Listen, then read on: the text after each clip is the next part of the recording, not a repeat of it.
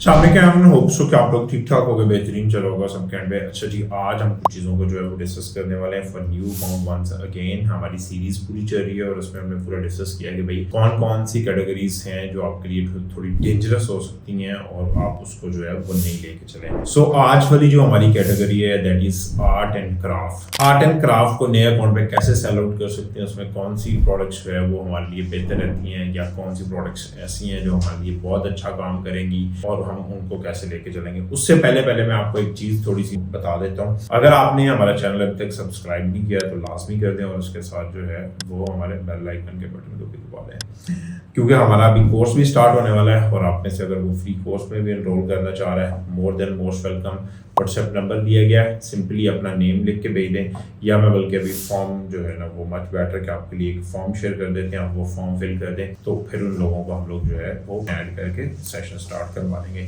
ये हमारा जो है वो कुछ दिन का सेशन होगा, उसके बाद सारा प्रैक्टिकली वर्क है, उसमें आप जो प्रैक्टिकल करेगा रहेगा मोर देन मोस्ट वेलकम। अच्छा जी, हम आते हैं आर्ट एंड क्राफ्ट पे। आर्ट एंड क्राफ्ट जो है वो मोस्ट सेफेस्ट प्लेस है अगर आपका नया अकाउंट है। उसकी रीजन ये होती है कि बहुत सारे लोग जो है वो इसको आर्ट एंड क्राफ्ट वाली जो कैटेगरी है इसको इग्नोर कर देते हैं।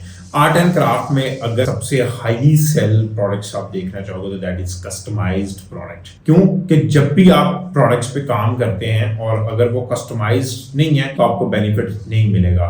क्यों? कस्टमाइज्ड प्रोडक्ट का फायदा आपको सबसे बड़ा ये होता है कि आप उसमें ड्रॉप शिप कर सकते हो।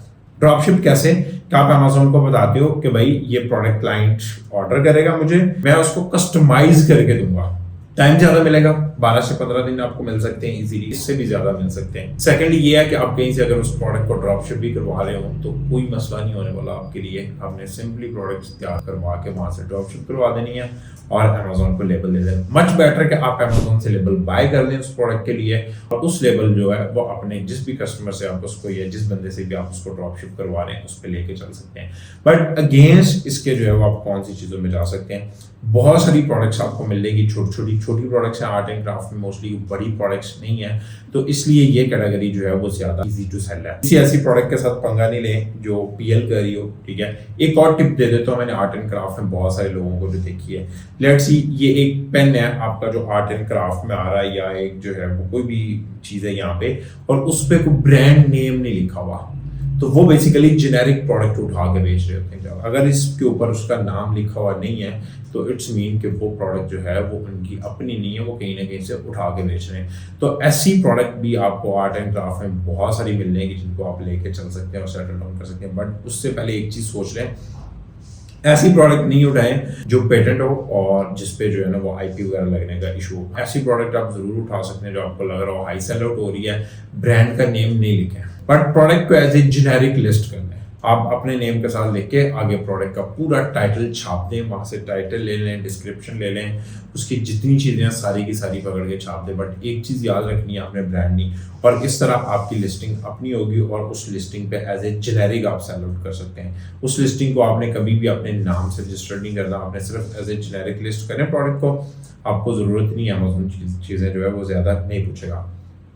बट मच बेटर कि इस तरह के फार्मूले आप और भी कैटेगरीज में लगा सकते हैं। इवन तो ब्यूटी में लोग बहुत ज़्यादा इस तरह के प्रोडक्ट सेल आउट कर लेते हैं, लेकिन उसमें आपको थोड़ा सा और भी चीज़ों से जो है वो देखना पड़ता है। इस पर हम पूरी डिटेल में क्लास करेंगे जूम पे, और वो भी अगर आप ज्वाइन करना चाहेंगे तो मोस्ट अच्छा। अब उसमें जो है वो हमें क्या करना है कि हमें जाके सबसे पहले वो प्रोडक्ट्स सेल आउट करनी है आर्ट एंड क्राफ्ट। लेकिन आर्ट एंड क्राफ्ट में अगर आप प्रोडक्ट हंटिंग में जा रहे हैं तो आपको ESR का मैं क्राइटेरिया बता देता हूँ, नॉट मोर देन 50,000। हमारा एंड है 50,000 यहाँ पे। रीजन ये है कि कम सेल आउट होती हैं प्रोडक्ट्स, को बहुत हाईली सेल आउट नहीं होती, तो इसलिए यहाँ पे जब भी आपको काम करना है तो इसमें एक चीज को माइंड में रखना है कि आपने 50,000 से ऊपर वाले ESR को नहीं लेके जाना। स्टार्ट में FBA करें, छोटी प्रोडक्ट्स देख लें, बंडलिंग कर लें इसमें, ठीक है।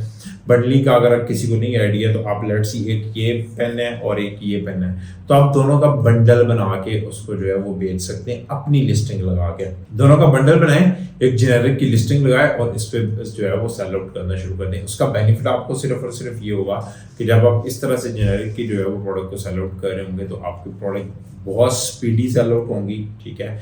बंडल है तो बंडल मोस्टली जो है वो लोग ज़्यादा लेके चलते हैं, और बंडलिंग पे पूरा हम लोग भी काम करें, आप भी करना चाहें कर सकते हैं, ऐसा कोई इशू नहीं है कि इस बंडलिंग पे आप काम नहीं कर सकते।